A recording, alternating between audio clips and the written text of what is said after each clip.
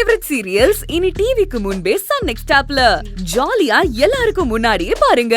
இப்பவே Sun next ஆப்பை download பண்ணி சப்ஸ்கிரைப் பண்ணுங்க. மாலை போட்டா தரையில தான் படுக்கணும். அதுவும் பெட்ஷீட், பாய், தலகாணி, வெறும் துண்டு விரிச்சு அதுல தான் படுக்கணும். எது? வெறும் துண்ட விரிச்சு தரையில போய் படுத்துக்க சொல்றியா? ஆமா. ஐயோ, அப்படி எல்லாம் எனக்கு பழக்கம் இல்லையே. நானா மெத்தையில இல்லாம வேற எதுலயுமே படுத்ததே இல்ல. அதுவும் வெறும் மெத்தை இல்ல, ஸ்பிரிங் மெத்தையில படுத்து கை கால் கீழே பில்லோ வச்சுக்கிட்டு சாஃப்டா அப்படி படுத்து பழக்கம் எனக்கு. புரியுது, அப்படியே வளர்ந்துட்டீங்க. மாலைய கட்டினதுக்கு அப்புறம் திரும்ப அந்த மாதிரி தூங்கலாம். ஆனா அது வரைக்கும் வெறும் தரையில தான் படுக்கணும். ஆனா ரொம்ப ஓவர் சாமி இதெல்லாம்.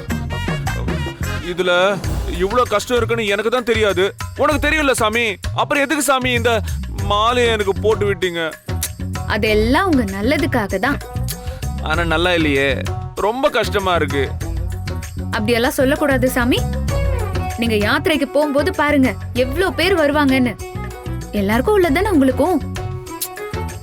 அதுவும் கரெக்ட் தான். நான் வெறும் தரையில படுக்கிறது இல்ல சாமி. நான் ஒன்னு சொல்லட்டா, அட்லீஸ்ட் இந்த பில்லோ வாட்சும் போட்டு நான் படுத்துக்கிறேன். ஏன்னா இல்ல சாமி, அப்படியெல்லாம் கட்டுப்பாடு மீற முடியாது. எனக்கு கழுத்து வலிக்குமே நந்தினி சாமி. கழுத்தெல்லாம் வலிக்காது சாமி. அப்படியே கழுத்து வலிச்சாலும் புரியுது புரியுது. அப்படியே முருகனுக்கு அரோகரா சொல்லணும், அவ்வளவுதானே? கரெக்டா புரிஞ்சுக்கிட்டீங்க. நான் சொல்லிக்கிறேன் சாமி, நீங்க போங்க, போய் பாடுங்க. போங்க போங்க. சாமி சாமி சாமி, என்ன அந்த பக்கம் போயிட்டு இருக்கீங்க? நான் அப்படி வாசல்லே படுத்துக்கிறேன். வாசல்லையா? எதுக்கு? யூசுவலா இங்க தானே சாமி நீங்க படுப்பீங்க. அங்கே வந்து படுங்க, ஒன்னும் பிரச்சனை இல்ல.